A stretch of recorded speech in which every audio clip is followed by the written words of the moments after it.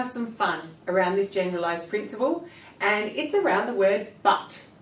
Now, I want you to write this one down. It's a really important principle, especially for the rest of our lives as well.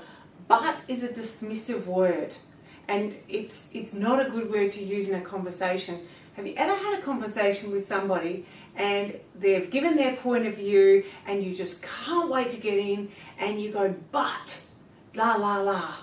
So you're basically saying, I'm wiping out everything you've said and I want you to cancel that, but, and replace it with everything I've said. So in a relationship, if we're wanting to work better in communicating in a relationship, we need to get rid of the word but, because nobody likes to be dismissed. And it doesn't create a very strong communication bond when we're trying to have a conversation with someone, we're trying to work with a client, when we're trying to learn.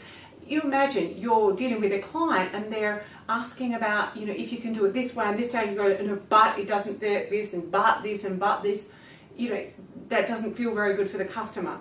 So what we do for a bit of fun and for helping charity to get out of this habit of but, we have a fine for $1, and that goes into the charity box every time somebody says the word but in the program. So we want to get it out of our lingo. It'll help your relationships, it'll help your communication with your team, and it'll open up a lot more communication and learning channels. So we're going to find everyone who says but $1, and it's all going to charity. Now, what do we do to replace that? How do we keep the communication channels open? How do we get a deeper conversation and not dismiss what somebody's just said? What we do is we replace it with this word here, and.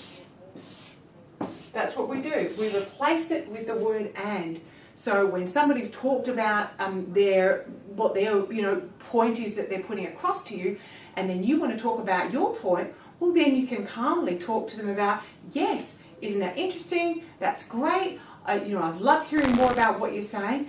And the other thing to look at is, have you researched this or have you looked at this? So by using the word and, what it does here, by using this word and, is it doesn't dismiss what they've said. It creates a more open and understanding conversation to learn more about whatever it is that we're talking about.